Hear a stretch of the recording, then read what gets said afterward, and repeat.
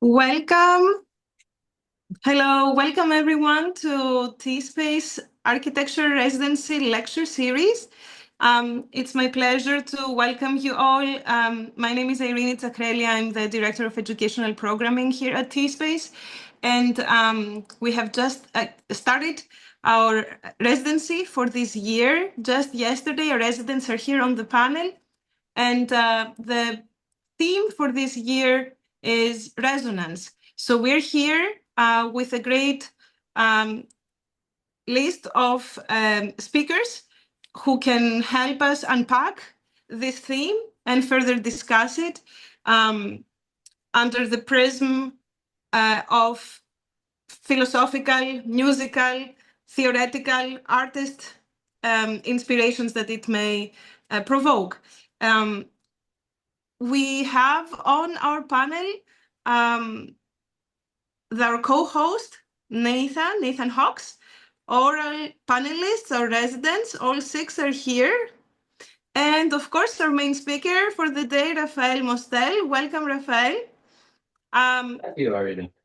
Yes, for those who are not familiar with T-Space, T-Space is an initiative of the Stephen Myron Hall Foundation, and it is a 25-day intensive program that runs every July. It is the 10th in a series that started in 2016. And it's a great pleasure to keep advancing thinking in architecture as it crosses the different disciplines. With no further ado, I will pass it on to Roy Kim, one of our residents who will introduce Raphael. Thank you all for being here. Hi, good morning, everyone. I think most people are tuning in from New York. It's my pleasure today to introduce our speaker, Raphael Mostel. Raphael is a composer and writer whose work spans across disciplines from music, literature, architecture, and the arts.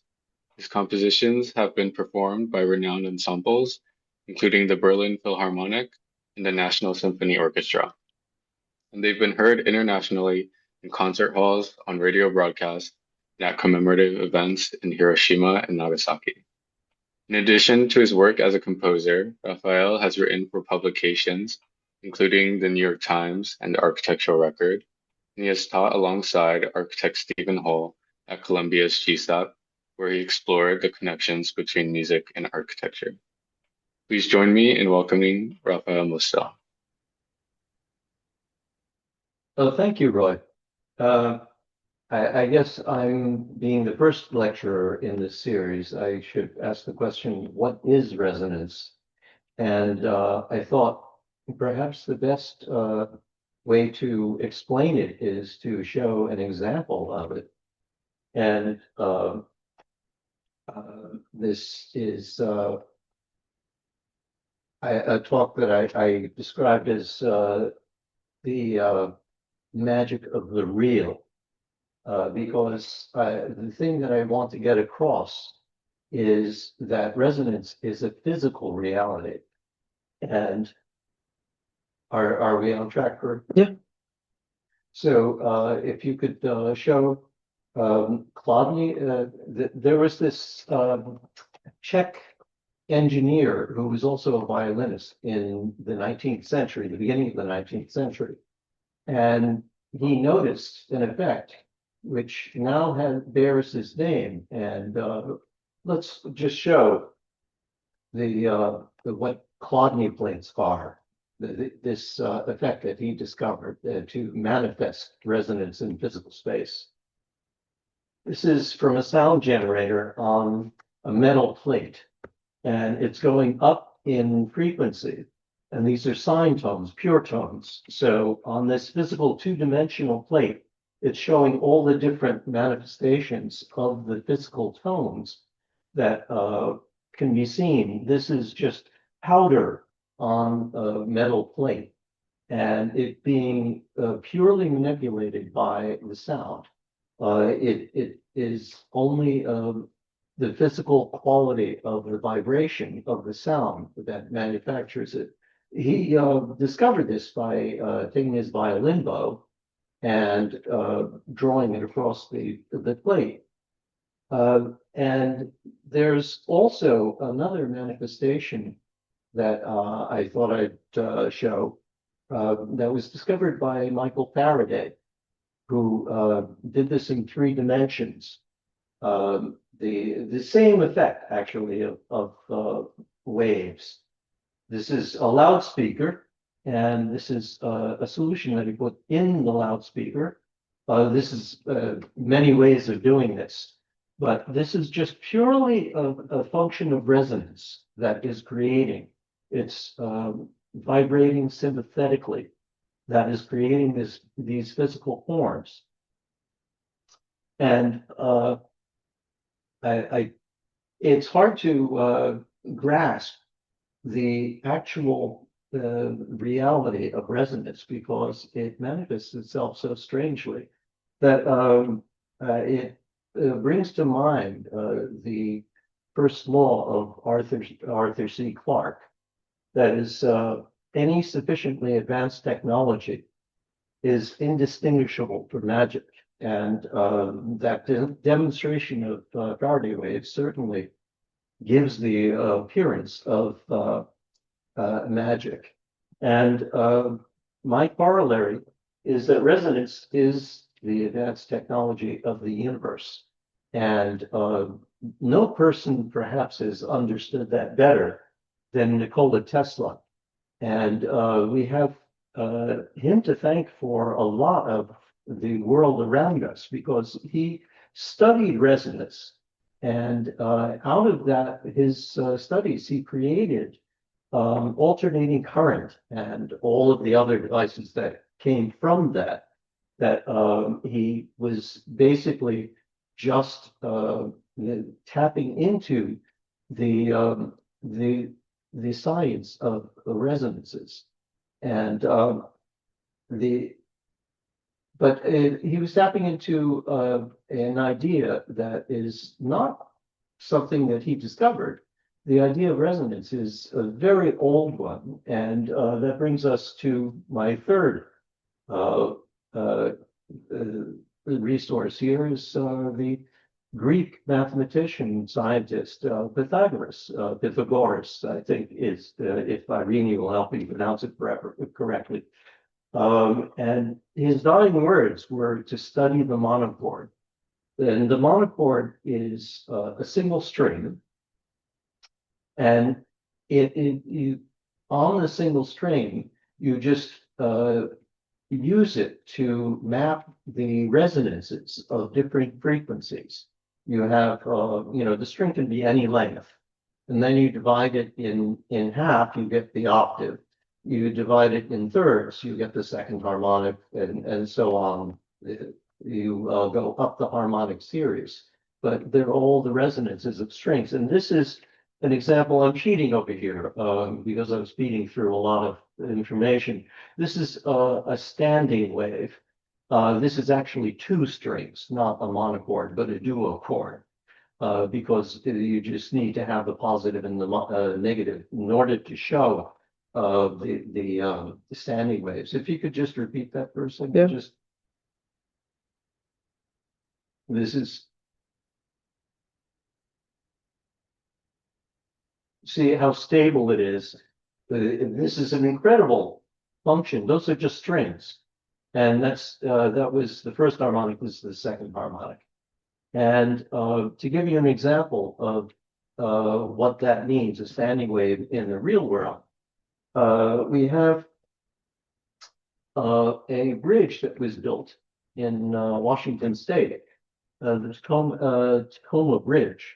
And this is a famous incident that is unfortunate, that these are standing waves interacting in not very high winds from the just built bridge, that showing the effect of the standing waves that you were just looking at on the duochord in the example before. This is an unfortunate example of resonance, but this is exactly what can happen. The guy in the middle of the bridge there is walking on the nodal point where the curves were meet. There's a stable point in the middle of standing waves. where he's actually able to navigate. And this bridge, of course, collapsed. It's a famous failure that it collapsed just after it opened. But the physical force of resonance can be very destructive. It can be very creative. One of the functions of resonance that people don't really truly appreciate is that of tsunamis is a resonant phenomenon. That there are a lot of earthquakes that don't produce tsunamis, but when you have a tsunami that happens at the frequency that matches the depth of the water that it's traveling through, it turns the waves into a standing wave, which amplifies them just like the string did. And just as you saw the effect in the bridge, it amplifies the effect, so that it's actually why when armies march across bridges, they are told to break their march tempo. Because you don't want to set up a standing wave when you're crossing a bridge. And this is something that is in the world around us. It's very physical. That I'd like to talk about three different images. One is an experience that John Cage talked about a lot, which is when he had the experience of going into an anechoic chamber for the first time. An anechoic, hard word to say, anechoic chamber is a space that is specifically built to eliminate all resonance. It just sucks up all the sound, so that the only sound you hear is what you bring into the space. And he was astonished when he walked into the space that he heard two sounds. And he asked what was going on. And he was told that what he was hearing, they asked him what he was hearing. And he said, I hear a high pitch and I hear a low pitch.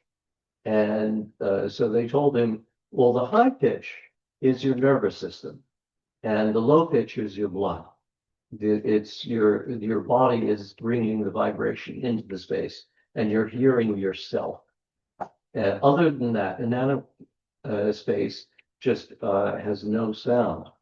The second thing, on the opposite end of the spectrum, I thought I'd talk about a culture I once read about in the rainforest, where everything changes from day to day because it's in a rainforest. You have constant precipitation and everything is growing, and it's impossible to have anything stable.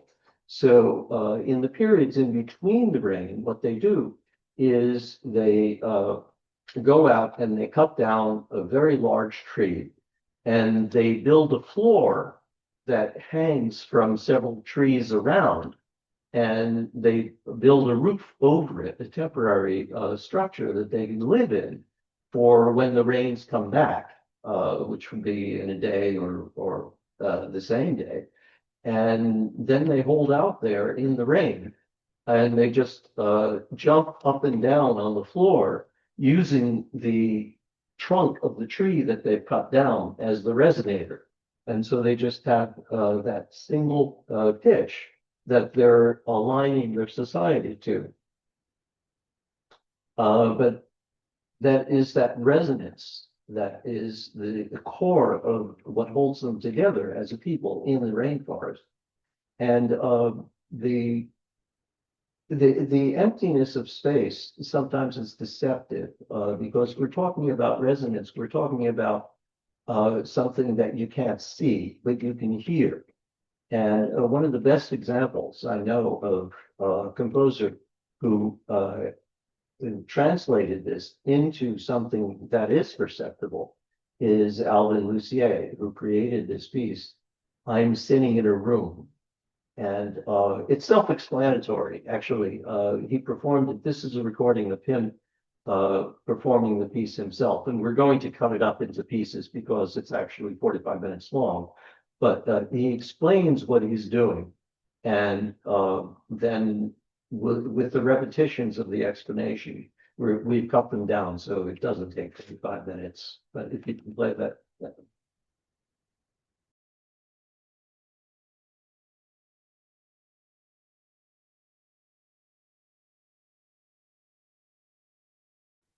I am sitting in a room different from the one you are in now. I am recording the sound of my speaking voice, and I am going to play it back into the room again and again until the resonant frequencies of the room reinforce themselves, so that any semblance of my speech, with perhaps the exception of rhythm, is destroyed. What you will hear then are the natural resonant frequencies of the room articulated by speech. I regard this activity not so much as a demonstration of a physical fact, but more as a way to smooth out any irregularities my speech might have.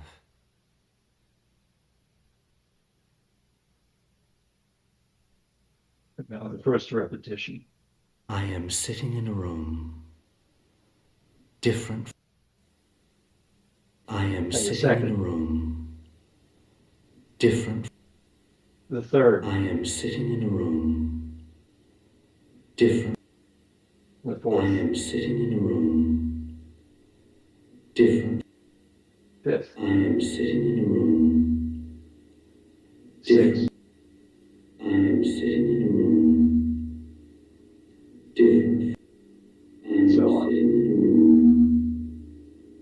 different. I am sitting in a room different. I am sitting in a room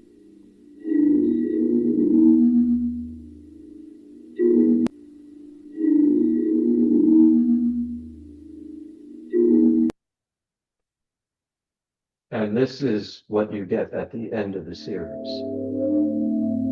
This is this pure sound of the room speaking. It's a transference of his energy, putting it into the space, and you're getting back the resonant frequencies of the room. This is the sound of the room, its resonance.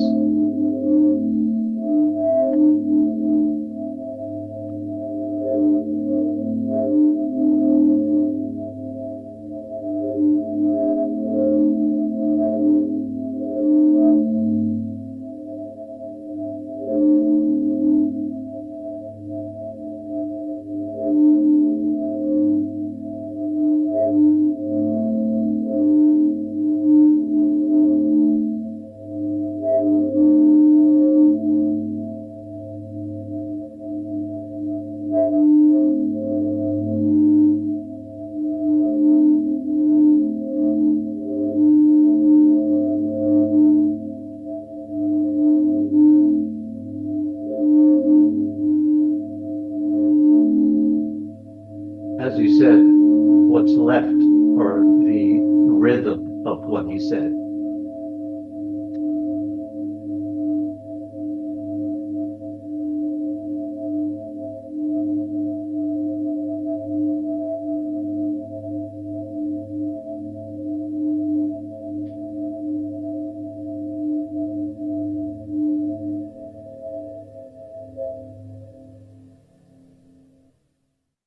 It's rare that we think of the emptiness. We think of doing something and making something or seeing something physical, but there's a lot that's happening that's not walls. That's the space in the room, that in the air, that we don't have to do. We can receive because it's already there. And he has another piece, Alvin did, that actually plays with this because we manipulate with technology so much of the real world, our perceptive world around us. So he created this simulacrum of the I'm sitting in a room piece, but he did it in a teapot. But he was commissioned in his series. I was part of this commission too, but he did this extraordinary piece of the Beatles' Strawberry Fields. He wrote a piece called Nothing is Real. And he took the Beatles song and he played a stripped down version on the piano. And like this statement at the beginning of I'm sitting in a room, he played his version of the Beatles song. And then, like I'm sitting in a room, he played it back, but into a teapot. And you'll see him. This is a video of him manipulating the top of the teapot. This is just an excerpt.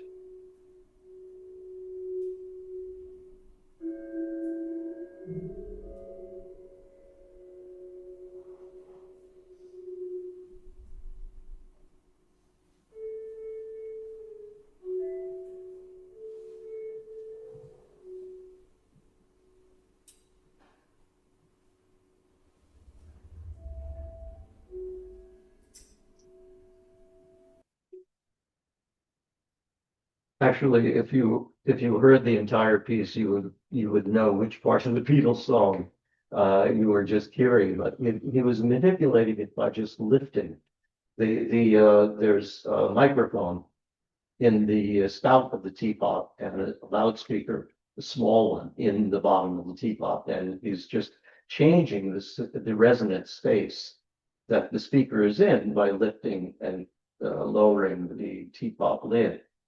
Is wanted to talk about the way we use technology and the way we use resonances in the world. We really have to make a differentiation between the actual resonance of the space and the technologically enhanced resonances of spaces, because right now we have extraordinary capabilities of changing resonances of spaces. On your iPhones, you have the possibility of listening to a sound that you can play back as if it were in a cathedral or in a concert hall or in a small space. You can have all of these filters, but it's a change of our sensorium. And right now, actually, since we're on Zoom, it's an example of us being in an altered space. We're in the same,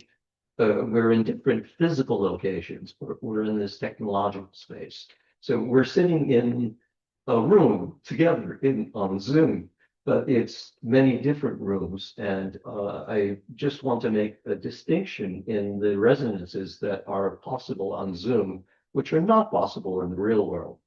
So there's a plus and minus in all of this. I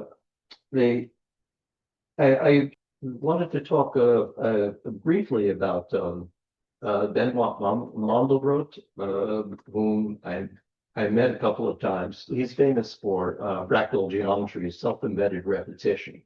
And it's a tool that everybody uses actually to make very realistic looking natural images, because you can use the Fibonacci series to self-embed repetition so that it mimics the real world. And they're flat images. You can also do them in 3D, but animation now largely depends on fractal geometry. But I was asking him, because the visuals are so stunning of fractal geometry. I asked him whether he wondered why the musicians who used the idea of self-embedded repetition came up with such awful sounding music. And he hesitated a moment and then He said, yes. We were at a concert of somebody who had created a major work that was being done at the Guggenheim using the principles of supplemented repetition. And it was just as awful as all of the other. It sounded like it was not a very persuasive use of the technology.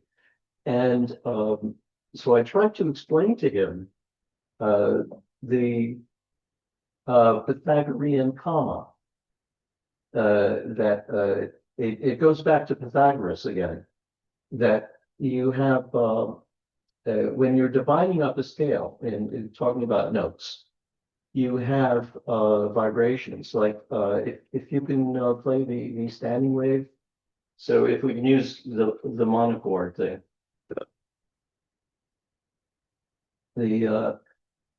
just for the image of the strings, the very beginning one.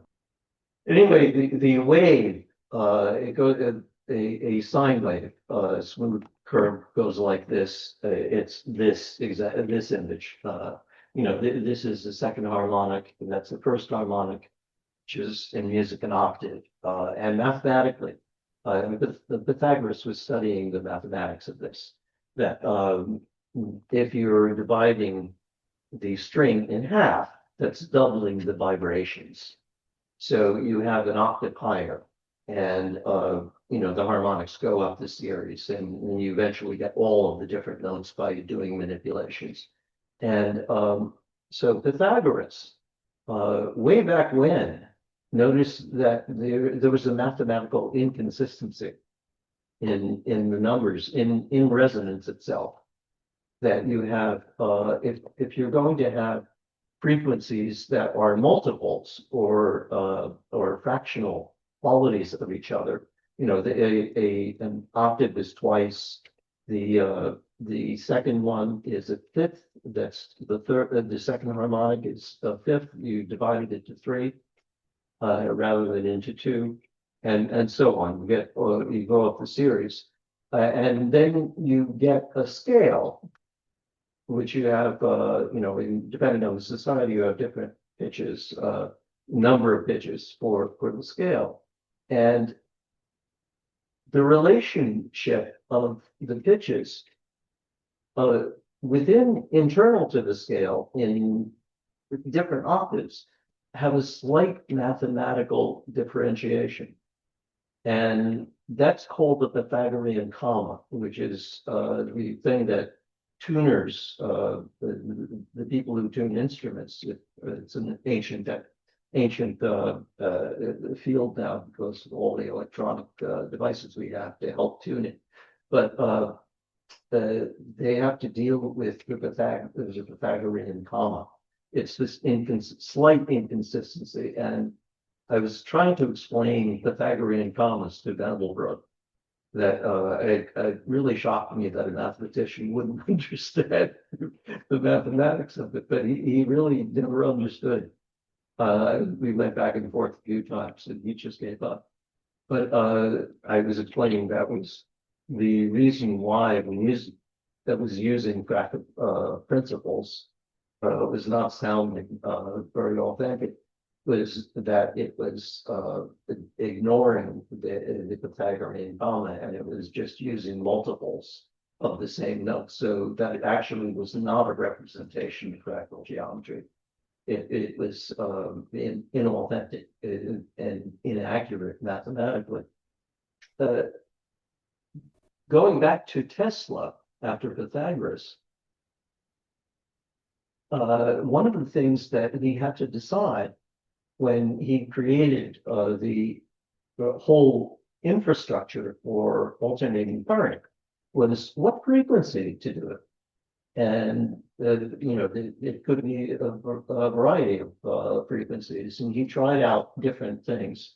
And he actually created an earthquake in his laboratory that it made the newspapers because he attached a vibrator to the column of the building to see what the effect was. And I'm not sure what frequency, there's no record of what frequency that was, but apparently that was one that he discarded. And so he decided actually to choose 60 cycles in America. And in Europe and in Japan, I'm not sure other countries in Asia, they use 50 cycles, but those are the two. That's 60 cycles is the one that Tesla chose. Is more or less a B flat, and the 50 cycles is an A. But he chose them specifically that they would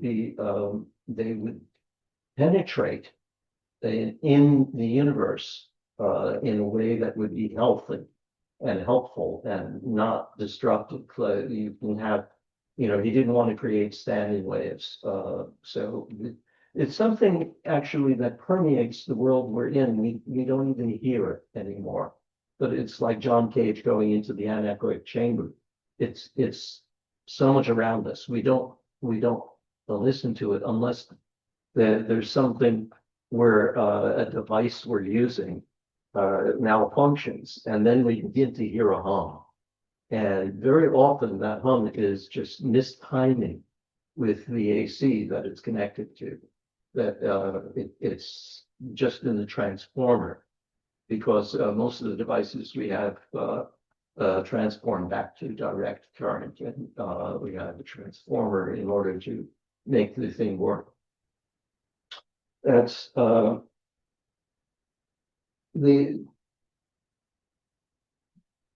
space that we're in. I very frequently go back to the concept in Japan.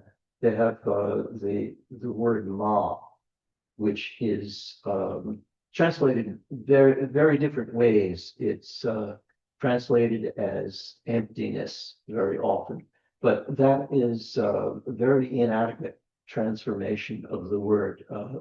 Ma is actually it is an active concept of emptiness.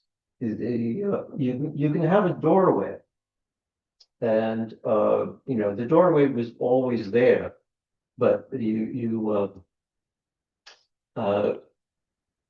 conceive of it, you realize it's a doorway when you put the door around it, but the space was there. So you activated the space by putting the doorway there.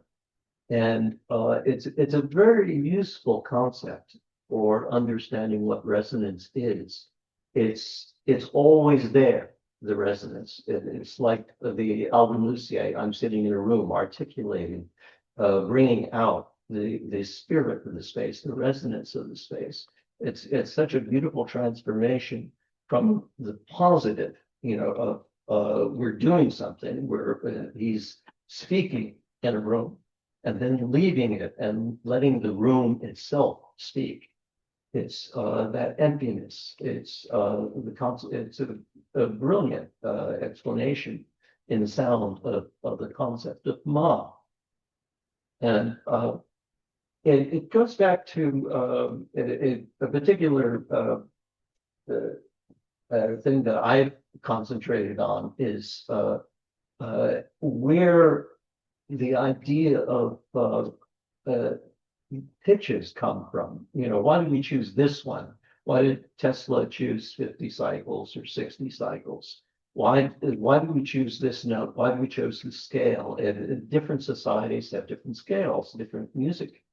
And there's a concept in Indonesia, in Indonesian music, of nem, which is it's the collective voice of everybody in the village that they get together, and whenever they're going to build a gamelan, an orchestra of instruments in their culture, they get together to speak without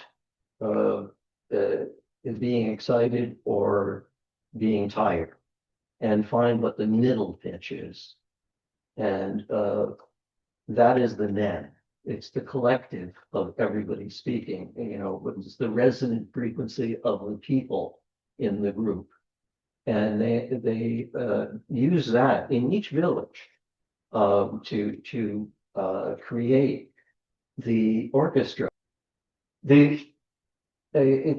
It's part of Chinese culture, actually. In the beginning of the Chinese Empire, the emperor was considered the center of the universe. And China, of course, was the center of the world. And so in the beginning, what they did was they did exactly this, but not with the collective. They did it with the emperor. They sat the new emperor down and they had him speak with, it was always a he. They had him speak without being excited or angry or without being tired or disinterested, just to find the central easy resonance of the person himself, who is the emperor. And from that, the mathematicians, musicologists, and the people in the court would get together and they would calculate the scale that would be built on the voice of that emperor. And they commissioned a set of bells to exemplify being harmonious, because everybody had to cooperate and coordinate with the emperor. That the scale of these bells would coordinate with that particular emperor. And then they would mass produce the bells and send them out to all different parts of the kingdom. So you would have everybody coordinating with the emperor through sound, the resonance. And they did this in the beginning of the Chinese Empire with every single emperor, but it gradually got too complicated, so that in the end they did it just for each dynasty. So they set up a dynasty, and they actually were very interestingly using this as a police function. It's very easy to see who was disloyal to the emperor by who was singing out of tune. They didn't fit the resonance of the music surrounding them. So that is just, I think we're coming back to that here with this concept of resonance and architecture, and bringing it into a place where everybody can find a place in the resonance of the structures that the world we're building around us. Just speaking very roughly here, and in conclusion, just trying to find this nem, that Indonesian concept of what we can all agree on is the collective resonance. And so with that, I invite questions.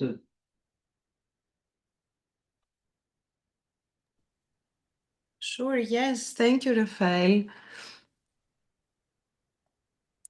People who are attending may also ask questions through the Q&A, so feel free to use the function of the webinar. And I would love for our residents to open up for dialogue.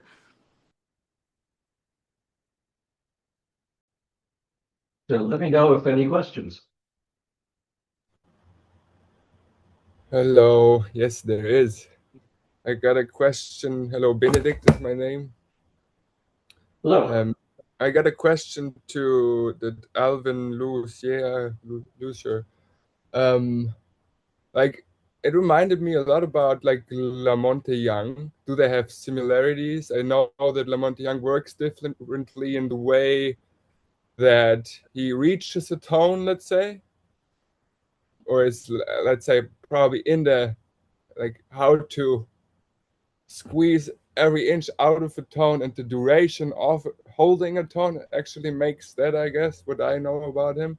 So let's say that Alvin was more scientific in the way he tried to work onto tones. Well, Lamont was very influenced by Lucier and vice versa. I mean, Okay. Lamont is still with us, but Alvin, unfortunately, is gone. But they were uh, uh, I how to talk about Lamont. uh, he, it's not a question I can answer very quickly Yeah, sure. because they're very, very different composers and very, very different personalities at the same time. And Lamont is somebody who was much more using they were working with the same ideas of resonance. When Lamont was writing his harmonic piano, I forget what the very long work for solo piano. I'm blanking on the name of it right now. He called them resonant clouds, the different parts of the composition before he got into the computer generated sounds that would be very precise on the oh yeah, I'm blanking on the mathematical term because he was very involved in uh, what are the what are the numbers that are uh, I'm trying to remember the mathematical word for numbers that are divisible only by one of themselves. Prime Prime numbers. numbers. Prime numbers. Before there was this Can you generator that repeat that, Raphael? Maybe you want to come a little bit closer to the mic. where's the What mic? was that term? I couldn't catch it. Yes. Okay. The prime numbers. I'm not sure which way to face. If I look this way, I could see you on the screen, and if I look that way, I face the camera. But prime numbers. You can face us, Raphael, on there. Yes. And here, I'll just take it. Take it.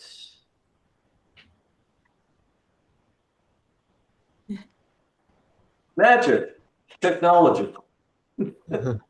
Perfect. Thank you. So, how far back should I go? What was the word that you missed? Or should I begin the whole thing again about Lamont? I There think what was a mathematical something about the term that. Oh, prime numbers, because Ah. at a certain point, Lamont became very interested in let me back up for a second because you probably don't know music that well. That you don't know what happened in the 18th century in the time of Bach. When I was talking about the Pythagorean comma, the Pythagorean comma precipitated one of the biggest crises in Western music history, which was that you could, because of the Pythagorean comma, you could only play in a few scales in Western music. I'm talking about Western music in particular right now, because they would be out of tune in other keys because of the Pythagorean comma, that differential that I was talking about in connection with Mandelbrot. And so what Johann Sebastian Bach did, one of his biggest claims to fame is he was one of the people who advocated for cheating on the mathematics. And that's the word they use, actually, cheating. Because if you just change some of the notes a little bit, cheat the frequencies, you can actually have a well-tempered system, wohltemperiertes system, where you could play in any key you want with all of the 12 12 possibilities in the diatonic in the 12 pitches that we divide the octave into, the half steps of the octave. So stop me if you're losing me here. But Johann Sebastian Bach advocated for this new system where we would play the music and tones and resonances which evaded the Pythagorean comma. So they're not actually real. They're mathematically manipulated. They're a little bit false. And it's one of the ironies. They were called wolves, actually, when you had when you played from one key to another key where the notes would be out of tune. Those out of tune notes in musical terminology were called wolves. And it's an irony in history that wolves were eliminated in the real world at about the same time that wolves were eradicated in musical world in the 18th century. Anyway, going back to Lamont Young, with that in mind, he went back to the ancient system before the well-tempered system. And so he was is using the real pitches, the actual natural sound of the tones as they are in nature. And he became interested in developing a computer that could create these harmonic sounds, these long tones you were talking about, getting everything out of the sound that would go on for 2 days. He has this wonderful place, actually. If you're ever in New York, you should go to his loft. I'm sorry? In the Dream House, right? You can go. Dream House, yes. It's an absolutely wonderful place, to be surrounded by the electronic reproduction of these sounds that are only possible by the creation of this sound generator, this technical facility. They might not exist anywhere in the real world, but he creates them, these sound clouds, using sound generator and in that space. It's very particular room, and you can go there for hours to meditate in the sound. It's a very different thing that Alvin Lucier was doing from Lamont, but they certainly knew each other. I can go on about this because I know them both. Thank you. Actually, there's about sounds that wouldn't trying to make technological choice of sounds that wouldn't appear in any natural music.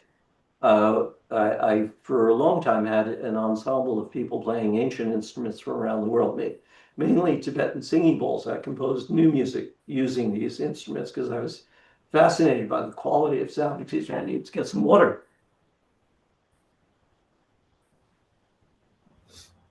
And there was one performance, WNYC asked me to do this concert live, and it was broadcast actually nationally. And one of the things that happened was, the emergency broadcast system was set up to trigger for incoming missiles or weather alerts or whatever. All the radio stations are triggered by a particular combination of sounds. Like Lamont would choose this unusual combination of harmonics, the emergency broadcast system uses particular frequencies which would never occur in music. And it's the only reason why they work is nothing broadcast on the radio would trigger the system. And within 20 seconds of beginning this piece, that I was doing with my ensemble, we triggered the emergency broadcast system in the Bay Area in California, and they were trying to find, they were thinking there was incoming missiles or something, and we were just playing these Tibetan singing bowls. That's an incredible story. Thank you for sharing that. My name's Jackie. I'm also a resident here. I was very interested in kind of hearing about your experience as a composer. I'm kind of like segueing into this example that you brought, but how do you consider the resonance of your own music within other spaces, or I guess in that scenario, just dealing with frequencies on the radio? Is that something that's important to you as a musician? The space Oh, itself that you're performing in? absolutely. There are some spaces that make everything sound great and other spaces that make everything sound awful. Most spaces are in between. But yes, that is a critical aspect, especially for me. I've paid attention in different compositions to different things, and I've very often made spatial demands for performance. Excuse me, that the performers should be in different locations, and that part of the meaning is the physical dislocation of the space, so that you're hearing.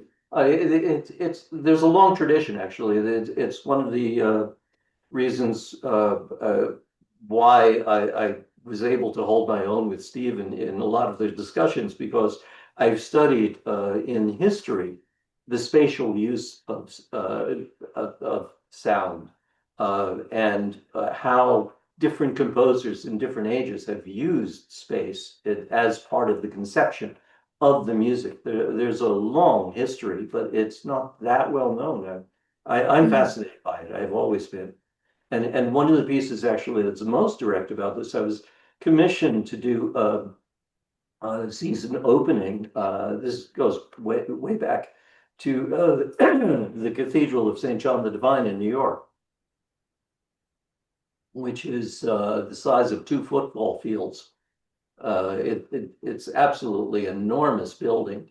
And they always do these really awful concerts there, where they just put everybody up where the priest is normally, up by the altar, and they just build these pyramids of speakers, and they push the sound out to the space. And so when they commissioned me to open to compose work to open the season, I decided to show them how they could use the building itself as a resonator. And so I did this concert length piece. It's like a Mahler symphony kind of thing, called The Ceremonial for the Equinox. It was for the autumnal equinox, the beginning of the season of darkness, where, the night overwhelms the day. And so we're going in, I used that actually to convey the sense of the largeness of the space and also the intimacy of the space. And I used it in different ways. There was I had I wanted to wake the space up anyway. I had two sets of bass drums at either end of the cathedral playing to each other, and it was at the time of the big earthquake in Mexico City, and they were playing these bass drums. You could hear the sound travel through the space. They would play the bass drums at one end, and the sound would travel. You knew where it was in the room, because you can actually orally, almost visually, see where the wave was as it was traveling through the room from the location you were in.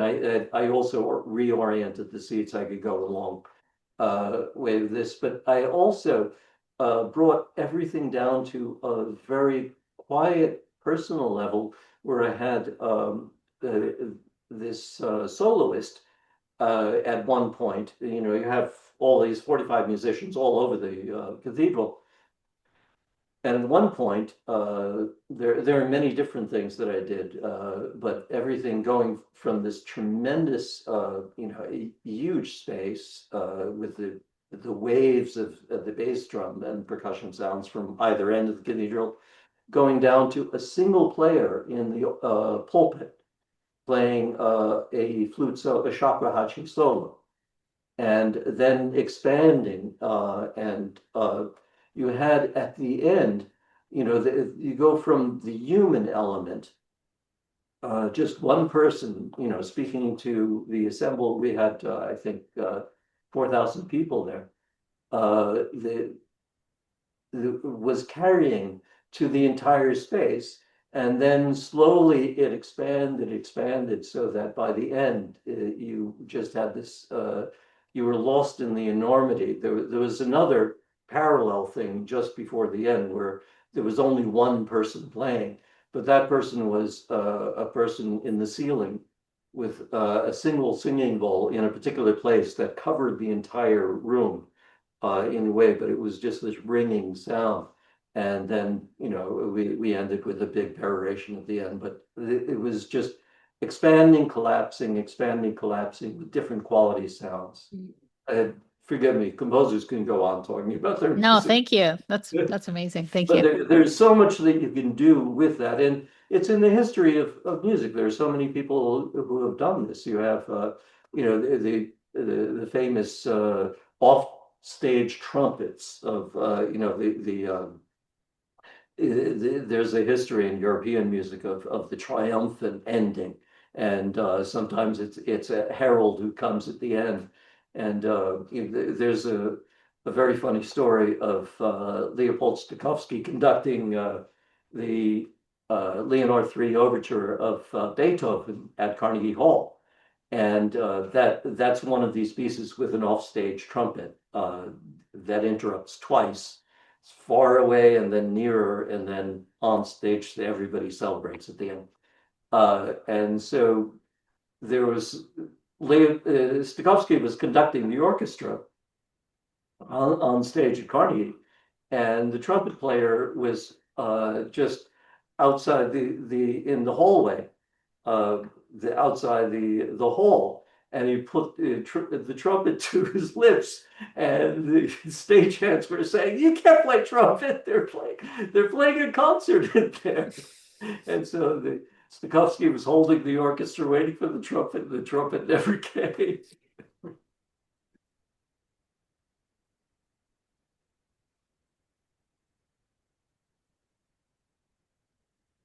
Any other questions? Yeah, hi, I'm Roy. Introduced you earlier. I have a question adding on to Jackie, I think. And I really appreciate that you mentioned John Cage because and that story of him in that chamber being able to sense his own body. So the resonance wasn't only auditory, but he could feel his own I guess like internal systems. I guess I'm curious on your thoughts, again, as a composer, how you, if I guess the other senses of your audience or of yourself and how you're thinking through, um, I guess like how do you or if you address the other senses that people might experience in your compositions or in your work. Oh, you mean like smell and Hmm. Visual or because I uh, know Cage also did um his scores where they involve like almost like uh theatrical movements or um yeah, I guess I'm wondering. actually, John quoted me on that. He gave the Harvard Norton lectures, and he divided them up, and he said he would give the lectures as long as they gave equal time to question and answers, like we're doing now. And so there were 6 lectures, and there are 6 question and answer sessions. And I went up for one of those, and my question to him was exactly about that, about the theatrical element in his music. And he put it in the book actually, because he didn't include all the exchanges, but he included that. And what he was talking about in response to that was really interesting because it also explained why he got involved with the prepared piano. He he was a very, very cheerful guy. And so it's really hard to appreciate that he described himself as being very depressive, having these emotional crises. But because he was so cheerful, but when he talks about himself, he talks about all of these emotional crises that he had.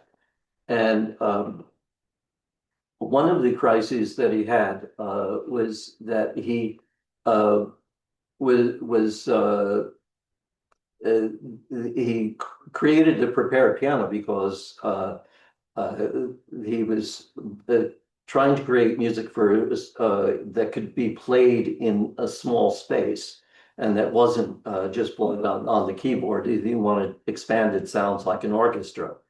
And so he created the prepared piano where he put things in the string so it became more like an Indonesian percussion orchestra, the different qualities of sound that he could call on to accompany the dancers in this very small space and have an expanded palette of sound.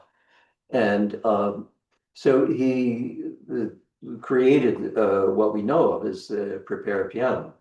And he's a proper student of Henry Cowell, who started the ball rolling with playing inside the piano. And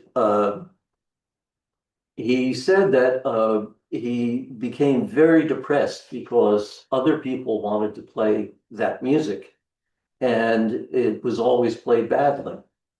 And he described, and the thing that he described in the Norton lecture was that he was invited to a performance where somebody was showing him, for his approval that they were playing the piece, and it didn't sound anything like he imagined it. But it was a beautiful place, and there was a breeze, and there was a curtain, and so he was entranced by the way the curtain was blowing in the breeze. And he said he was associating that with the performance and became much more interested in the physical environment of the performance than because he could not depend on the musicians themselves coming up with the sounds that he intended. And he went further in this direction, to indeterminacy, where he would try to eliminate his own particular desires in sound, which he didn't succeed, by the way. That's a very interesting topic to get into, is because everybody thinks that he accepted everything, as it is, and he was very, very equanimous.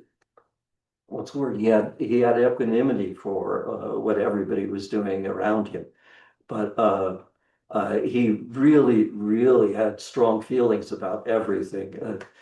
Actually, one of my favorite stories is when he was asked once,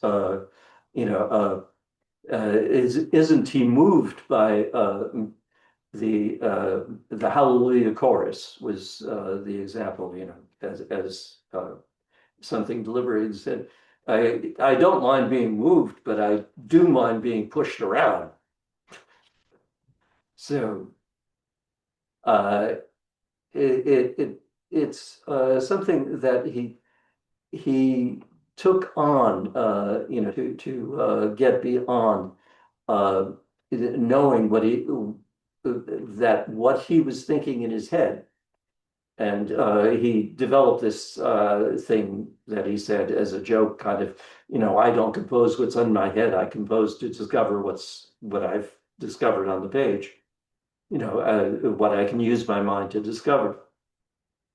And he was paralleling Merce Cunningham, who separated out all the different parts of the body and was choreographing each one separately and then combining them in different ways you get very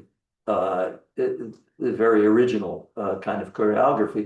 But like Merce had to also look at whether the body could actually do that, whether you could have a leg in that position and the rest of the body in another position and stand, and all the dancers physically in the place on stage and not run into each other. So it's a basic problem that Cage faced also. You have all these different things. And there's some cases actually that he went through several versions of because he didn't like the result that was created by the rules that he had set up for them. And what I learned later, actually, through Margaret Langtan, the pianist, who was commissioned by the publisher, C.F. Peters, to do the definitive version of the prepared piano works. That she was a really focused person. She went down to Canal Street, where they have all these industrial stores, and she got all the different bolts and screws and things that Cage put into the piano, and she got all the different versions of them that were available, and she laid them out for him and said, which bolt is it? Is it this one or that one? You know, and in doing that, she found out the exact ones, but she also discovered that he didn't realize that pianos had the strings on grand pianos cross at some point. And you know, they have different harmonics if they're played in different places. You know, and also the different lengths. You have the harmonics in different place on the strings. And so he hadn't realized that one of the reasons why he was so disappointed by the works not sounding like he intended was that they were playing them on different pianos, that there was no way they could be the same. And he actually told me that, well, I might not have gotten into indeterminacy if I had realized that. That's really interesting. My name is Simon. I'm also one of the residents. I really appreciate your discussion about that Japanese concept of ma. I feel I have a lot of resonance with that as well, and how you later on talked about the Pythagorean comma and like that really interesting discussion about how the architecture or the space can accustom to the music, but also at the same Could you time. speak a little louder? You're a Sorry, little can you hear me now? much better. Thank you. Where did you last me? Start from the beginning again. Oh, okay, sure, yeah. Into the microphone. Yeah, I really appreciate you bringing into the discussion about the Japanese concept of ma, like how the space can have the potential for music to be able to spread across, and you know, like architecture and its capabilities to accommodate music, and how later on you were talking about the Pythagorean comma, and in a way, it's about the music accustomed to the space or the media it's displayed. So I find that really interesting and fascinating. Yeah. Well, thank you. Did you have a question? Oh yeah. I was just kind of thinking about how that accommodation or that kind of compatibility can be applied to not only the interior but kind of to the exterior. If you have any experience kind of performing to, you know, the outdoor theaters or, you know, to the the what? wilderness, to the To the outdoors. to the outdoors. Yep. Uh, Applying the concept of ma to the outdoors. No, kind of just like playing or performing in the outdoor in general. Well, you know, Irene can speak to this brilliantly because you know the genius of Greek culture are the amphitheaters. You know, they observe the sonic possibility of landscape. If you've ever been to, am I saying it right? Epidaurus? Epidaurus, I used to say. Επίδαυρος, yeah. Epidaurus. Thank you, Irene. You absolutely have to go there to see what is possible with a landscape, and how the space was altered also.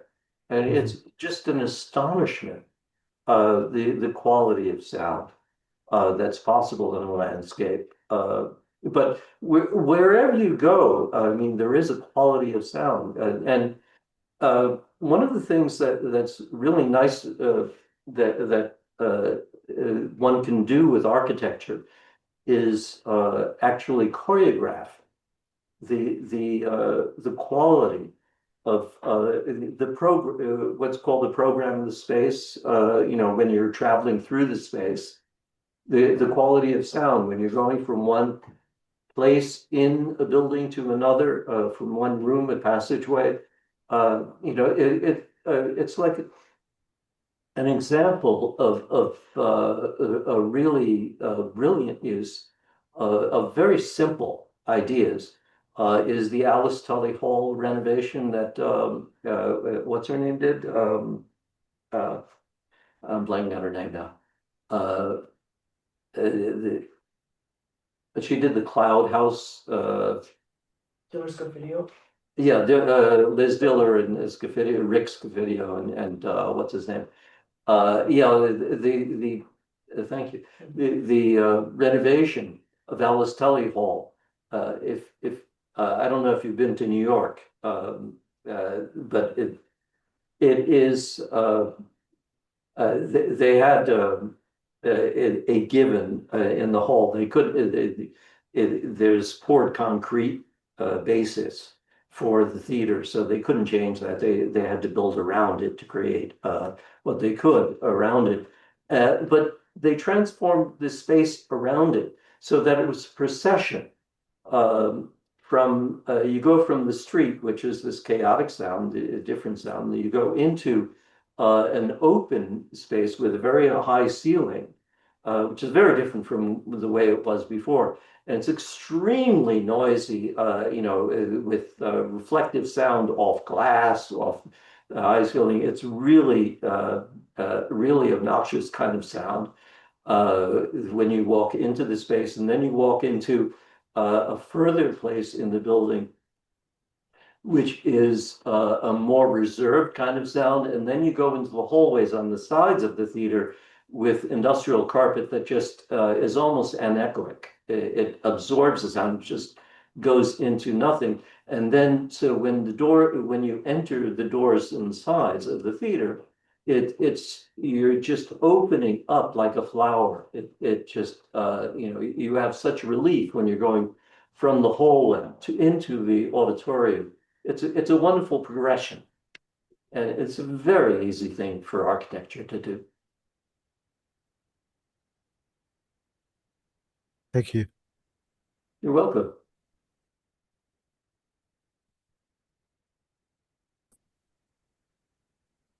Any other questions? Raphael, unless another resident wants to speak, I would happily prioritize the residents. If not, I had a question about graphics and graphic analogies to resonance. So you showed a couple of experiments early on where these waveforms, very constant waveforms, appear, and then there was some other graphic with very chaotic form making. Can you elaborate a little bit on that and what kind of graphics or how to visualize basically some of this of what we understand as resonance in space?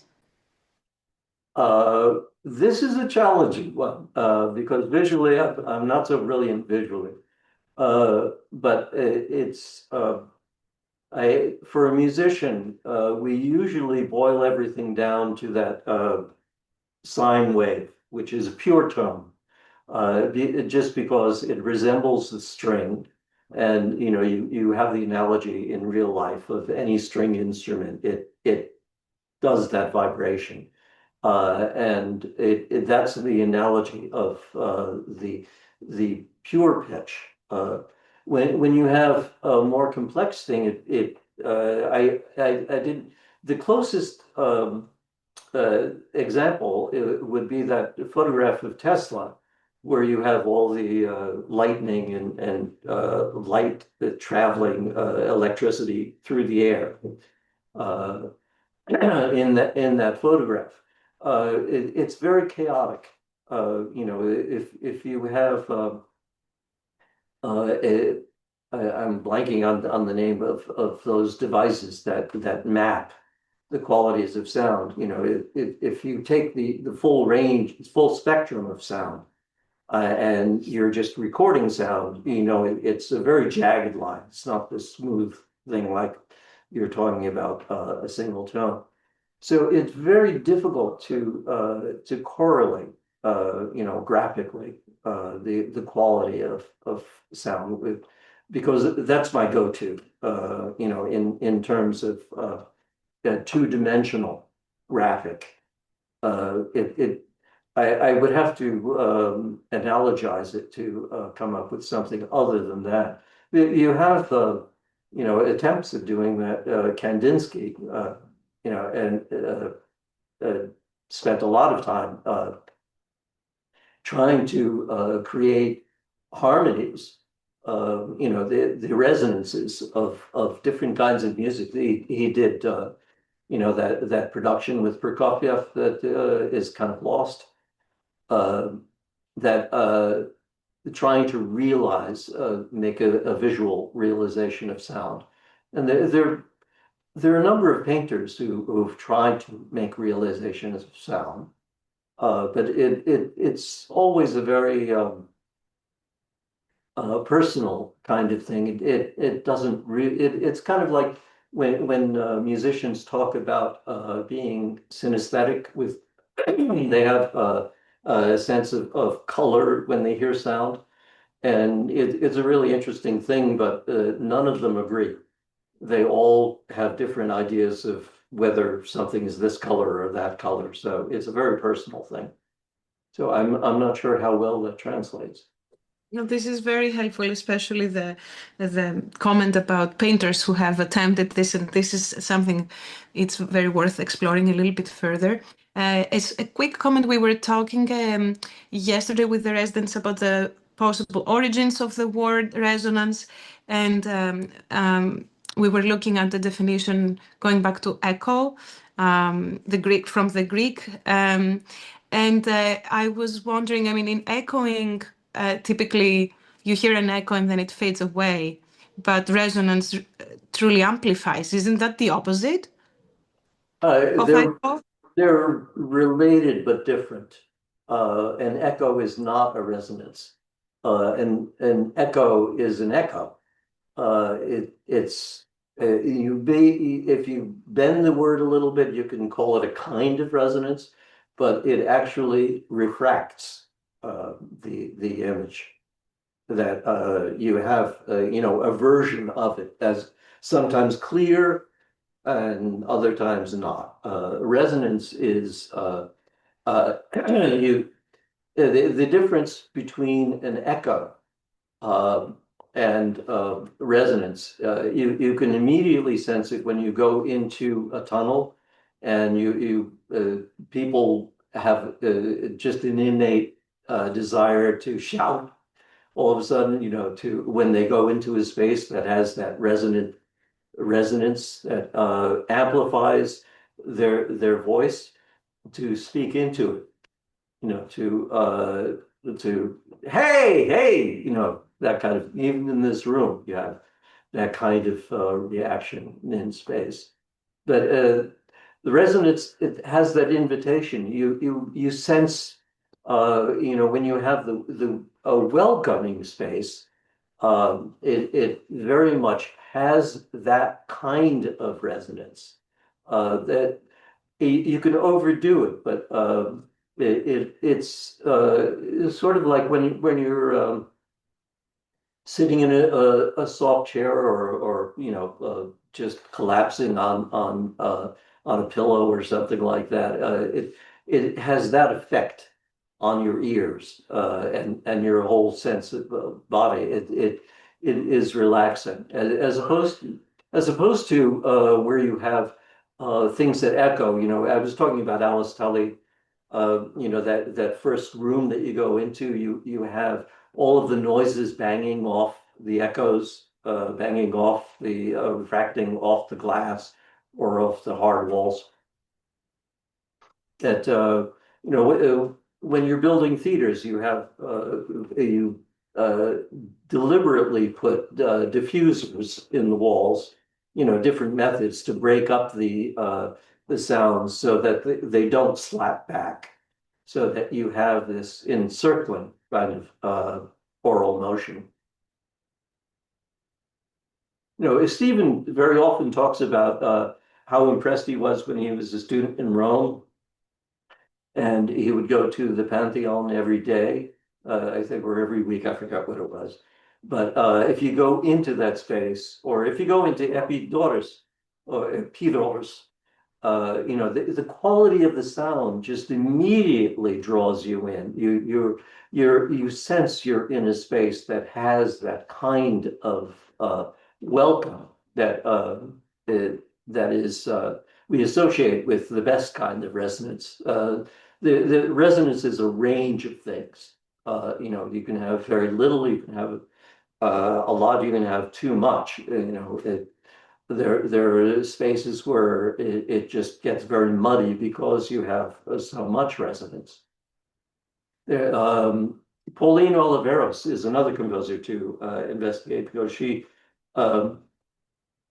did a number of recordings in the Tank, which was the cistern in Portland, that had I forget how long a reverberation time. It went on for I think almost 2 minutes. Any sound you brought into it would just amplify. That's Where did in the actually, tank? reverberation is a good thing to have on the opposite end. You know, if you're talking about an echo and a reverberation. Reverberation is can be you know, echoes. You can have a single echo. You can have multiple echoes, and you know, as a reverberation.